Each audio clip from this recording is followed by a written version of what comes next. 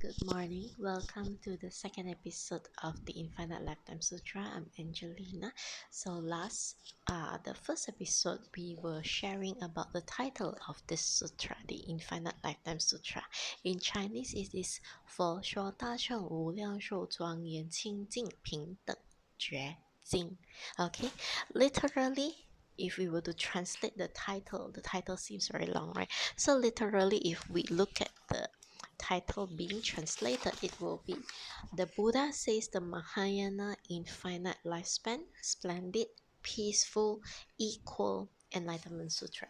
So we are only at the title because the title itself is worthy of mention. Okay, when we say Buddha says, this sutra was specifically spoken by our Lord Gautama Buddha when he was on our earth. So, as someone who is enlightened, he is the Buddha. So, in our first episode, we spoke about his story, okay, briefly, about introducing who the Buddha was. Okay, why do we revere to him? Why do we respect? Why do we have the highest respect for Buddhas? And how did he gain his enlightenment? Through Amitabha Buddha. Okay, so our Lord Gautama Buddha, actually previously he has already become a Buddha before he came into our very existence. Okay, on what is recorded in our historical books about the Buddha, he was already a Buddha. Okay, so while he was waiting for our karma to ripe in our current era, waiting for our karma to ripe, he was at one of the heavenly worlds. And then when the time was right, and uh, there were those who went to him, okay, the heavenly beings with good roots, they went to him and tell him, hey, Lord Buddha, now it is a good time to come down because these folks down here, they are ready to receive the teachings. So when they tell it to him, then he looked at our humans, okay, in this world itself. He looked at all of us and he says, okay, yes, yeah, the time is right, let's come down and preach the teachings, right, to share the teachings so that everyone can become a Buddha. So he has seen those with the right Buddha and the right karma, so ready for Buddhahood. So when he came down to our existence, our current era, those that we see in our historical books right now, okay, they they have that kind of karmic conditions. The time was right. So when he shared the teachings, okay, remember, Buddhism is not a religion. Buddhism is a teachings. It's about a way of life. It's about sharing you the truth, telling you what truth is, and then for you to see to it that, oh, so this is how it is. Okay, it's like if I were to put you into a room, right? A dark room. You have no idea. There are furniture around. It's dark. It's not your familiar um, environment. Okay, so you're navigating in the dark. You don't know. Sometimes you may actually just bump on the table, hit the chair. Right, the chair falls down, and then oh, what was that? What was that? What fell down? Right, so it would be chaotic, and you don't know when. Even if you are walking without bumping into anything, are you doing the right thing? Right. So what Buddhism attempts to do is actually to turn on the light switch for you, right? So that you see, oh, this was actually a table. Oh, what did I hit just now? I hit that chair, so the chair fell now. So it wasn't anything scary. Okay. So once you see what the world is as it is, that's when you will be able to appreciate and accept that, oh, this is actually the truth. Okay, so what Buddhism is just attempting to turn on the light switch so that you will be able to see what is going on around you, and what is it. Is this room, okay, the pitch dark room that you were in last time, before you can see what they are, a lot of things will come into your mind. You'll conjure things like, what if in this pitch dark, what if I try to navigate this way. I go this way. I'm hoping to find the door. I go this way, but it is dark. I don't see anything. Or maybe I go straight. Where will I end up in? Will I? Then you have all this imagination. Will I end up in some drain or something that because I couldn't see what is ahead of me, or this way, or where should, where will I go to? Will there be a window somewhere that I can just open up? Okay, even if I can't find the door, is there anything like that? So, in the dark, as our lives are, okay, before we are enlightened, before we know about the teachings, we are, navigating without knowing what really was there. But the moment the teachings come, right? When the teachings come, the Buddha is telling us, oh, let's turn on the switch light. Let's show it to you. This is what you see. This is what was exactly in front of you before you even saw it. Okay, it's just like that. Okay, nothing more, nothing less. It's just that. It's just this dark room. Okay, now Buddhism turn on the light for you. So, Buddhism is a teaching, it is not a religion. So, when the Buddha shared his teachings, he is turning on the light switch for us. So, he came in, he turned on the light switch. So, a lot of people at that time, especially, right, because their karma was ripe, they benefit from his teachings. So, a lot of people, the moment the Buddha turned on the light switch for them, then they say, oh, so it's just like that, right? The room is like that. So nothing extraordinary about it. The objects are there, the tools are there, and you just use it, right? So you become enlightened. Okay, you suddenly realize that, oh, actually, there's nothing to it. All these things are created, right? You just, it's just like that. So you're tired, you need to sit, you use the chair. You want to write something down, there is a table. You want to eat, the kitchen is there. Okay, you want to cook, the raw materials are inside the fridge. That's it, right? So this is the reality. So the Buddha, in all his preachings, okay, all the teachings, the story, the Dharma stories that he shared to teach us about what the world is, what life is, okay, the ultimate truth, the universal truth out there. It is just showing us, okay, this tool is being used for this, that tool, sorry, that tool is being used for that. Okay, nothing more, nothing less. Okay, it's just us, the humans, okay, with our so-called intelligent mind, we start conjuring a lot of things. Okay, we start conjuring, you see a chair, right? The thing that you can do with a chair, you sit. But people start to become creative, imaginative. They think that it's going to make a difference. So there comes a chair with a side table, a chair with cup holders, right? Beanie chairs, sofa chairs, dining chair, whatever chair. Okay, but the ultimate aim is just for you to put your butts on, for you to sit. Okay, and that's it. And then some people, they will think of, I will design this and make it into a designer chair. Okay, my desire is to sell a $50 chair for $1,000. Okay, branded. So we become deluded. Okay, because we have not looked at all these things as what it is. We added our thought into uh, making it into something which we call value, right? Value that can be measured by monetary measures, okay?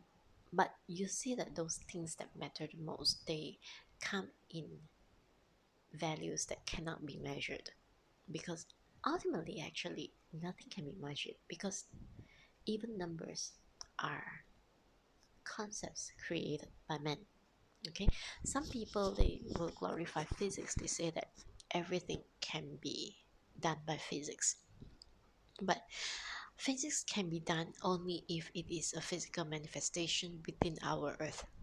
Okay, if you want to calculate kindness, can you calculate kindness with the physics? Can you calculate compassion with physics? Can you calculate how many lifetimes that you have gone through with physics? Can you calculate um, what is what is our merits, our karmic value in physics? You can't do that because physics at this moment, even our science can only go as far as whatever evidence that we see. But what about those that you can't even really give the answer of how this earth, this planet earth itself was created? It was all just theories, right? There was no real situation for you to say, oh, this is how earth was created. Okay, you can say very confidently, but it is still a theory. Sometimes over time, some of these theories that the scientists have in the past will also be debunked. Okay, so back to it. So the Buddha, he has already known. Okay, this is not his Buddhahood. Okay, he was already a Buddha previously, but he came down to demonstrate what it is with his like last the during the first episode. I have spoken length about his being the prince and then he just forgo everything, right? So that was the ultimate truth. How can he forgo all his wealth and everything? So that was the ultimate truth. There was nothing to it. Okay, unless human put value to it, there is nothing to it. Okay, like now in this modern era, we're talking about cryptocurrency. If nobody put a value to create that thing called cryptocurrency, okay, all the data that is being um, used in the transactions, it is just a transaction, it's just a process, but people put value to it, so it becomes something that is measured by finance. And then just because people see um, numbers as in ways to increase their financial worth, okay, increase their ownership of money itself. So all these things have been translated into currencies, right? And people start to trade. And if you were to look at, if those of you who are familiar with cryptocurrency or any currency at all, the moment you start to trade, there are people who will, they purchase, and each purchase seems to create a kind of demand, and from all this demand it seems that the value will go up, and then suddenly when the value goes high up, then they sell. It's like suddenly there is a surplus of supplies, and then they sell, and then the price dips, right? So this is what happens. This is just a game. So when you're talking about the ultimate truth, okay, there are some people who go all lengths to, try to create supercomputers to find out the truth about the universe. And then um, there are also those who are talking about the decline in population is the reason that there is a decline in blah blah blah blah blah. So when there is a peak in civilization, then population drops down, everything. But if you really understand the truth, everything that has a start will come to an end. Okay, so does the population.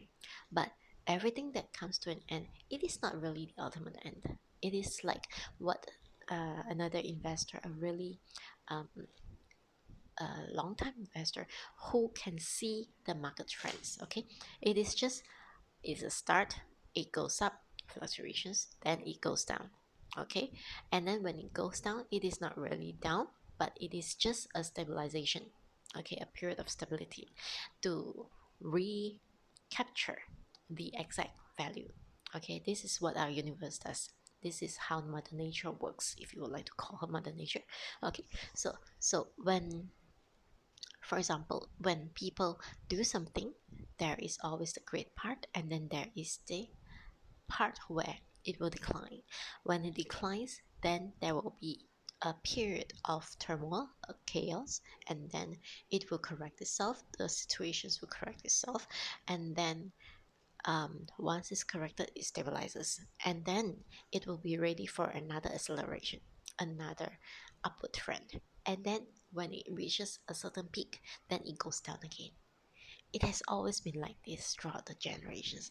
It has always been like this in any time at all in history. If you say you understand history, if you say that you read a lot of historical books, this was how it has always been. Okay, that already is the answer of the universal truth, of truth itself. What goes up must come down. Gravity, you throw it up, it comes back down. Okay, whenever somebody is going up trajectory, it will also one day come down. All right, and thus the law of cause and effect, the only thing that is real there, the law of cause, and then is effect. Okay, and after that, the effect becomes the cause itself and trigger another effect. That is how it is. This is just the most simple term when we say about the universal truth. Okay, so as a Buddha, Allah Gautama, and also all the other Buddhas, the Kashyapa Buddhas, the Vajrayana Buddhas, or Amitabha Buddha, okay, they understand this. And thus, they want people to be enlightened. They want people to, hey, come on, stop all these things that you're doing. Okay, the truth is simple as that, and you just deluded yourself with so many layers of so-called education, of so-called knowledge, but you burden yourself with a lot of things that are unnecessary. So what they do is they share the knowledge. Okay, so it's a teachings. Buddhism is a teachings. So when you share knowledge like this, it is telling the truth, the ultimate truth. So when Buddha says, okay, the title of the sutra, Buddha says right from the start, for sure. So when the enlightened one says something, it is the absolute truth. There is no motivation, there is no reason to lie. There is nothing to be gained if he were to lie. Okay? And he is not stupid. He's definitely not stupid. He is the one with the ultimate wisdom. Okay? Even if we were talking about our mundane world, when you lie, okay, the lie will be known, especially if you allow the lie to keep snowballing and snowballing and snowballing non-stop. One day people will know about the truth. And then when the truth is exposed, some people may get something which we call the rude awakening. Okay, and some people they will be like, huh, I know that it's right for me to be skeptical about all this. Okay, there are different kind of responses, but if you were to just look at it, oh, so that's how it is. Yeah, manipulative, right? Trying to make believe. Yeah, okay, that's how it is. But always because the person has not experienced, does not know what is the truth of the universe, and thus he or she is bound to make the mistakes of thinking that there is any superficial gain to it. Okay, why is it superficial is that you can't really take it to your grave. Okay, no matter how much money that you have, when you die one piece. Okay, you don't die bringing all your wealth together with you. It's useless. Okay, there is no cryptocurrency, there is no fiat money as in the dollar values that you have right now on earth, but what you have is your karmic values. Okay, your karma is the only thing that you carry forward with you wherever you go, whichever lifetime you go to. Okay, so when the Buddha says it is the truth that we can believe. Okay, so that part about Buddha says. So the next word, 大乘. 大乘 is Mahayana. Okay, today we can use the remaining time of our video to talk about Mahayana. Okay, so in Buddhism, okay, since it's like an education, so with education, you know that there's elementary, there's primary, there's secondary, and then there is tertiary. Okay, so for elementaries, it is something like we just call it the moral teachings. Okay, morality, we talk about morality, we talk in morality, we talk about respect, we talk about kindness, um uh compassion, being truthful, being honest, having our integrity, being nice to people, be nice to your neighbors, right? Everything that is talking about morals.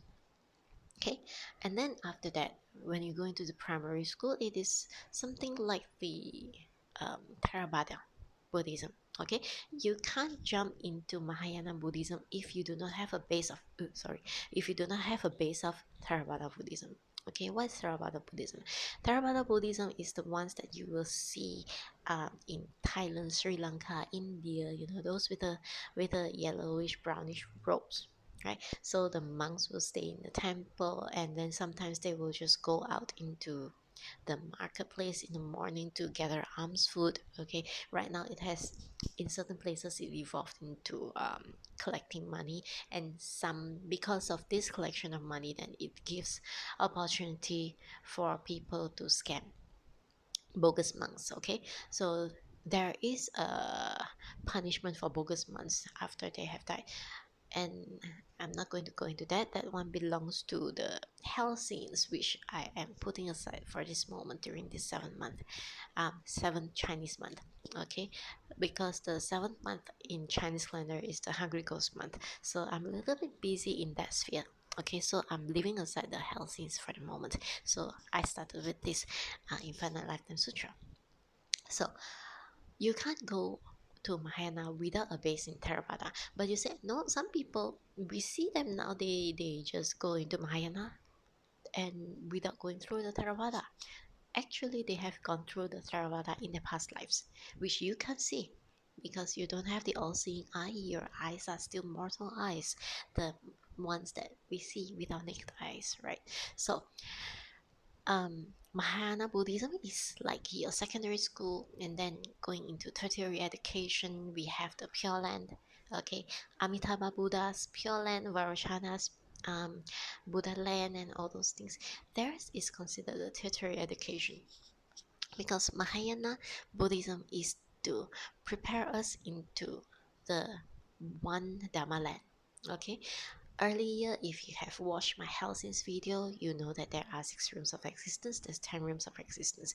So the 6 rooms of existence, we're talking about the elementary. Okay, what are the 6 rooms of existence? We have hell, right, the lowest level. We have hell, we have animals, we have humans, we have the asuras, we have the ghost realm, we have the heavenly worlds.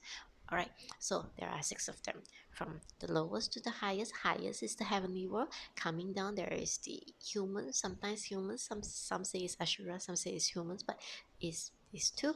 And then there is the ghost realm, and then there's the animal rooms, and then finally there is the hell room. Okay, 6 rooms.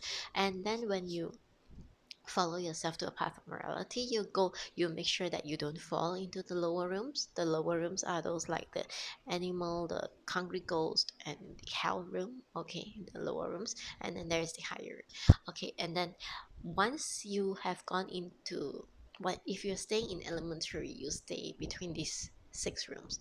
Okay, and then you go into Theravada. If you excel in your Theravada, if you're able to pass your primary school education in Theravada, you reach that 4 realms of existence. You can, in fact, some of them, they don't really pass yet, but they have entered. So you can see that in Theravada Buddhism, there's a lot that goes into meditation. Okay, a lot are being taught about jhana. Okay, meditative focus. So when meditative focus, you can go into many jhanas and still not attain any sainthood. Okay, and there are four stages of sainthood that are not exactly related, um not, I would say, parallel, related to the 4 heavenly realms, because the 4 heavenly realms, not heavenly realms, I'll say the four realms of existence that is beyond heaven. In fact, it can be achieved when you are with jhana. Okay, in meditation, there are many stages of meditation, many stages of concentration. Some will, if you have meditated before, some of you may experience things like you can see with your mind, with your eye closed, you can see lights, or you can smell fragrance, or you can experience many kind of things. Okay, some of these things, especially the lights, are the result of your clarity of mind. Okay, it is not somebody coming to visit you. Okay, it's not like that. It's just the clarity that you have, the focus that you have, that is filtering through your mind, so that your mind itself lets you see things that you didn't think was possible to see.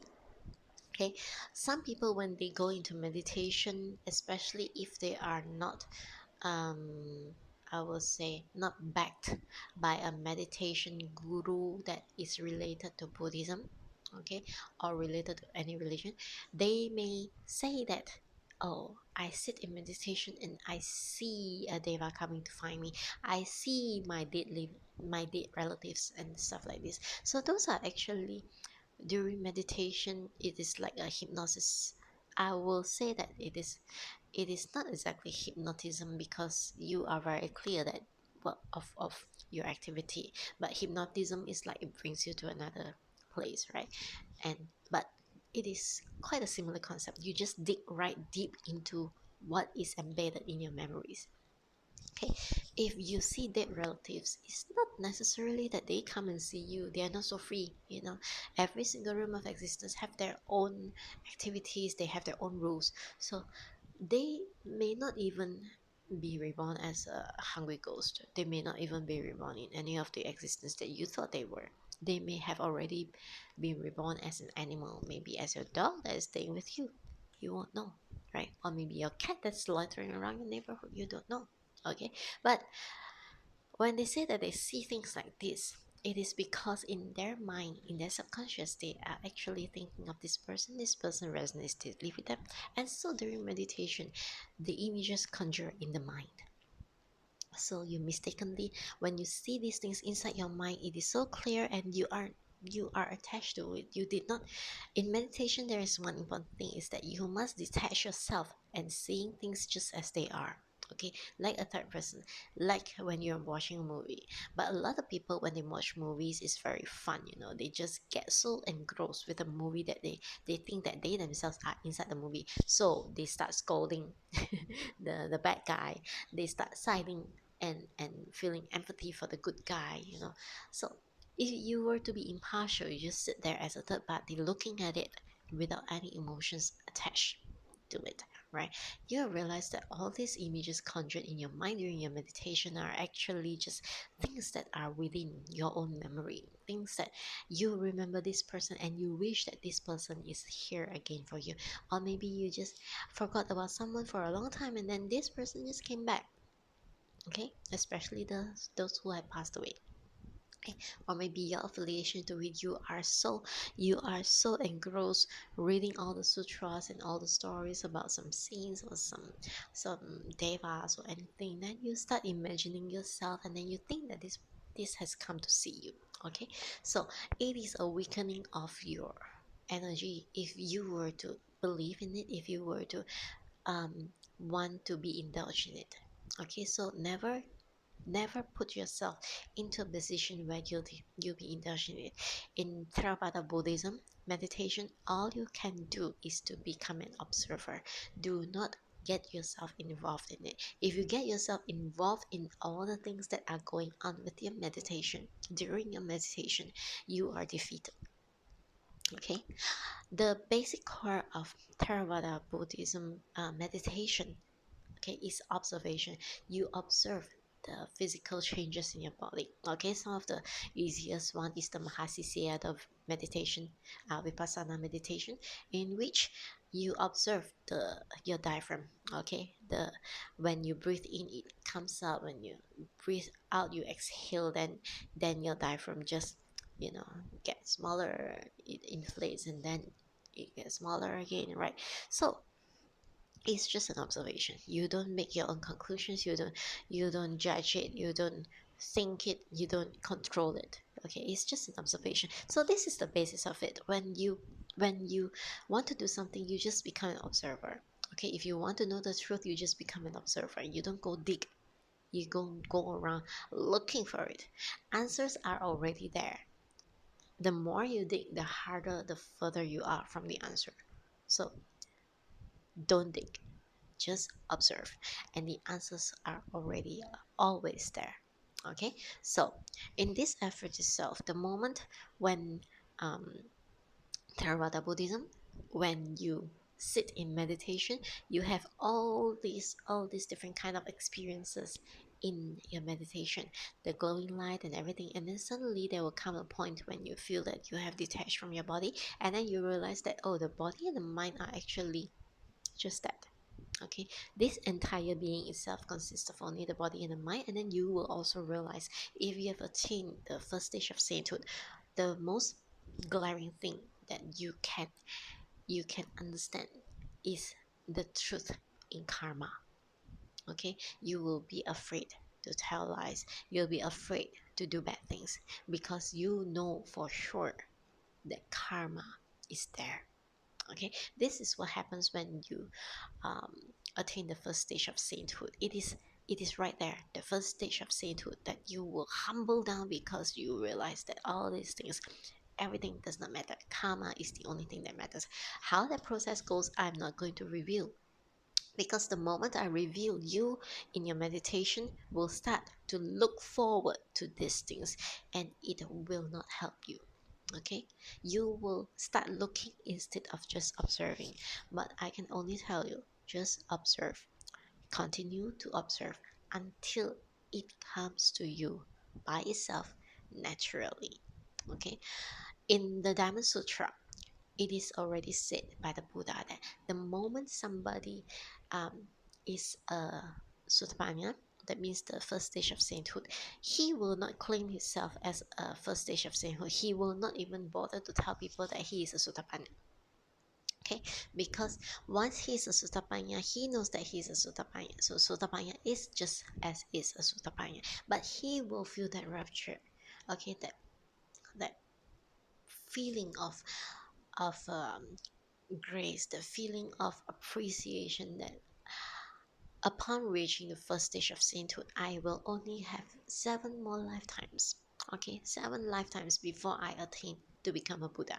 Okay, if this person is not contented, is not going to stop as a Sotapanya, because once you experience Sotapanya, you will want to continue going on, and then if he is ardent, he will continue on to become a Sakadagami. Okay, that's the second stage of sainthood, where from 7 lifetimes you shorten it into 3 lifetimes.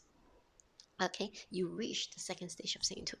And then if he is so hardworking, he just keeps working and working on himself, second stage of sainthood, he continue working, he goes into anagami, the third stage of sainthood, in which after his demise from this life, he will go to a place where he will continue with only this 1 more lifetime left, continue to practice until he reach arhat.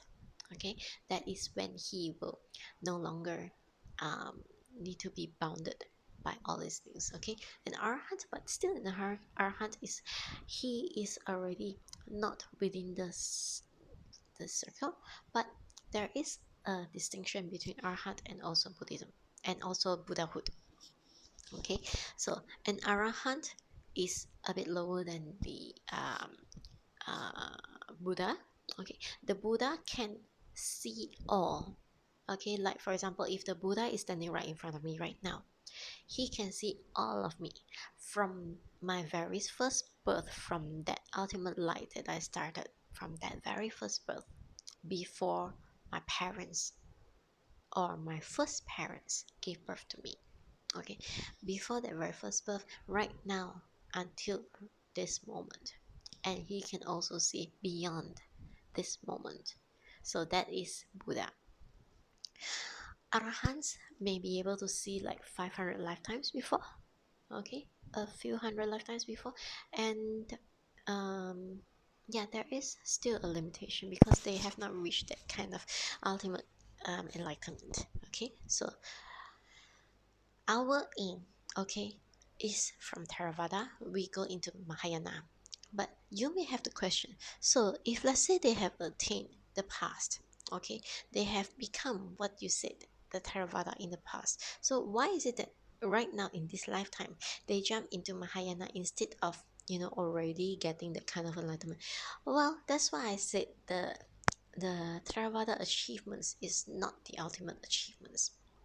Okay, it seemed that they have. It seemed as if they no longer come back, but that's because there is a lot, so many years have passed. Okay, so they may have forgotten, but the moment they are, they reborn, they still have rebirth. Okay, like I won't know. Maybe some of you are actually Sotapanya if you're listening to this right now, or maybe you're a Sakadagami. I don't know, right? So it is possible that during your past you have already achieved something in the Theravada stage.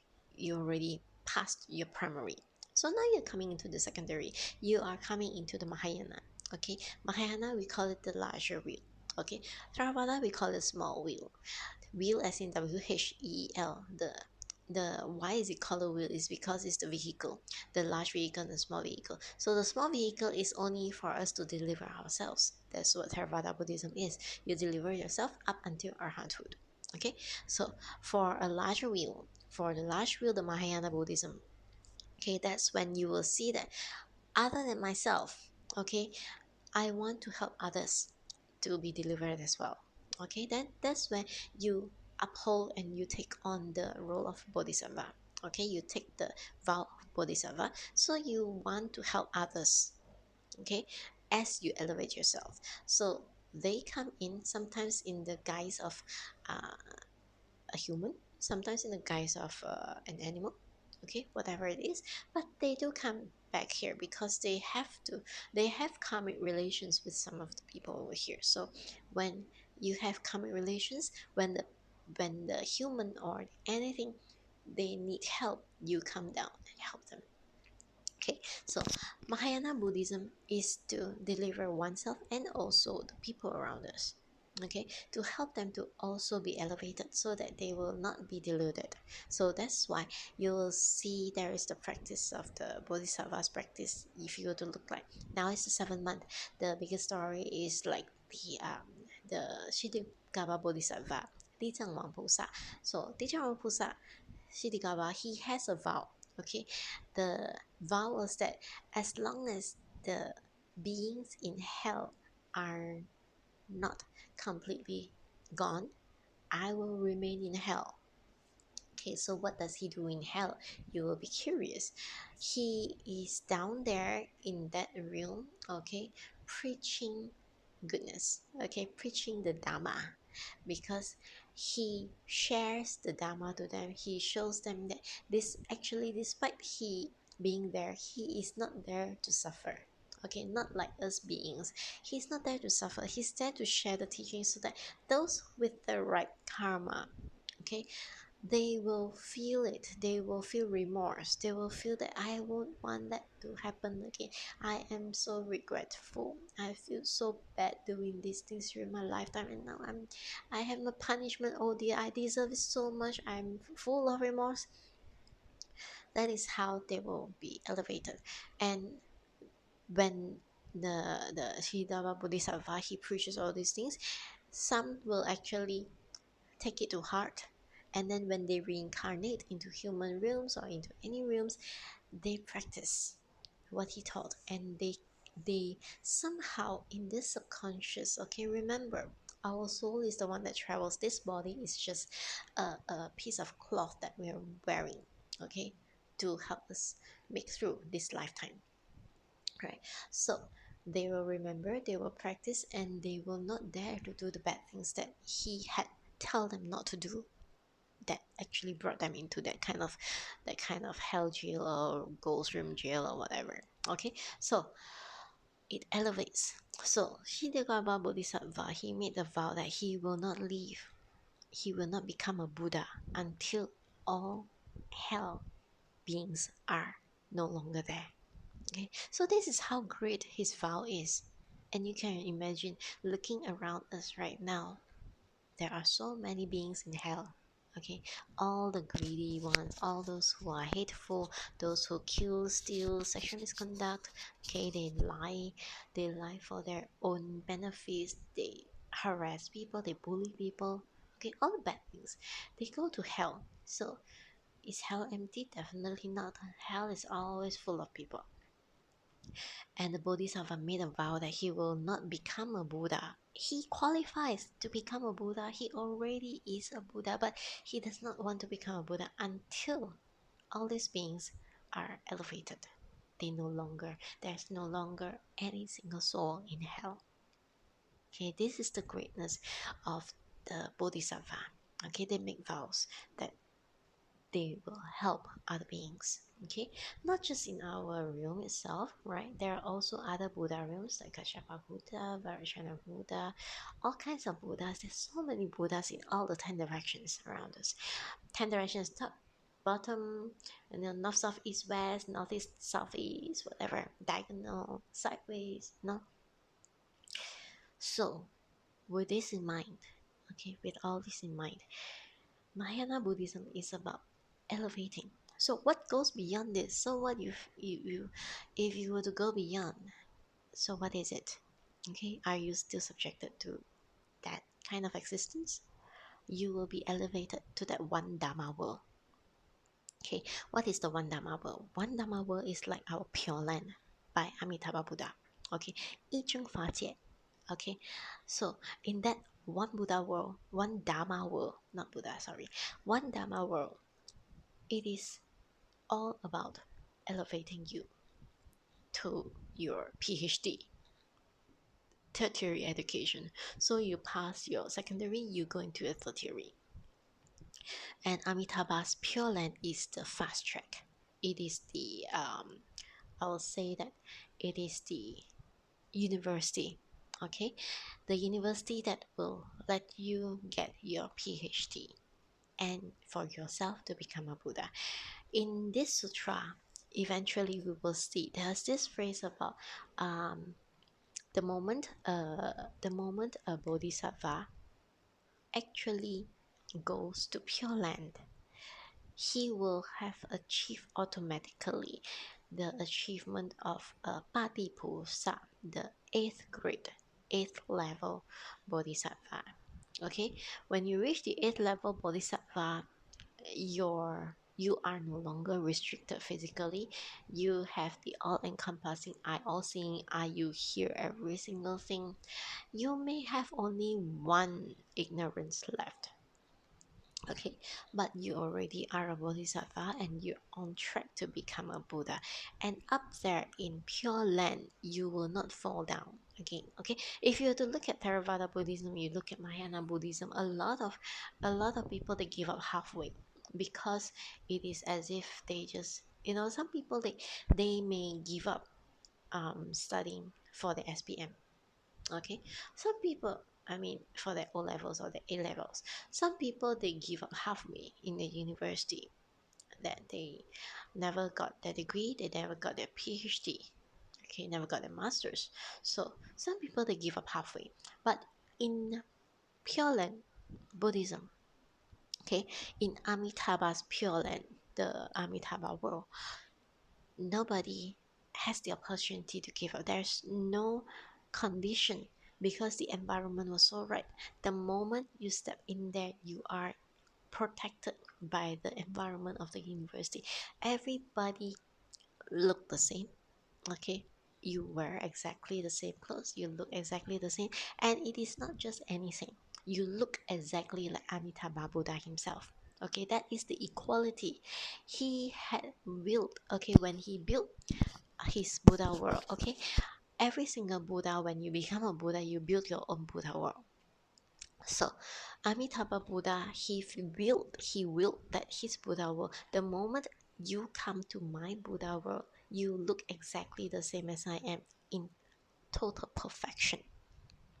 Okay, so you are nothing different from him.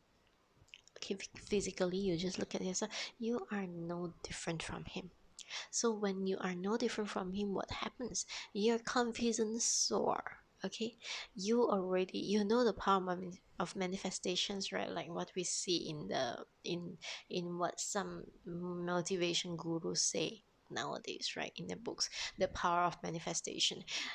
Some people they say fake it until you make it. Okay, but in Pure Land Buddhism, you don't even fake it. You don't even need to fake it because you are the Buddha himself.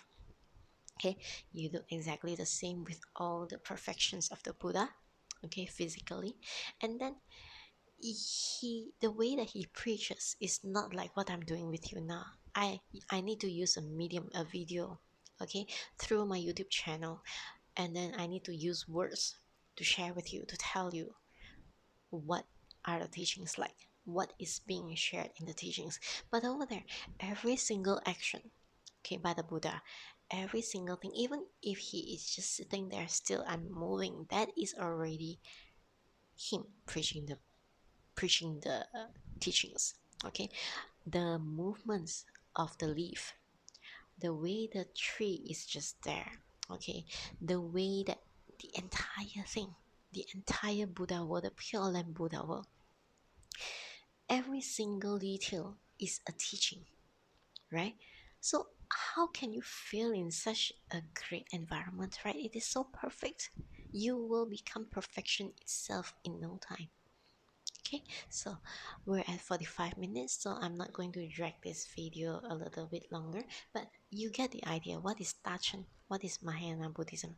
Okay, so with this um, episode 2, we shall end at this for sure Tachen, right?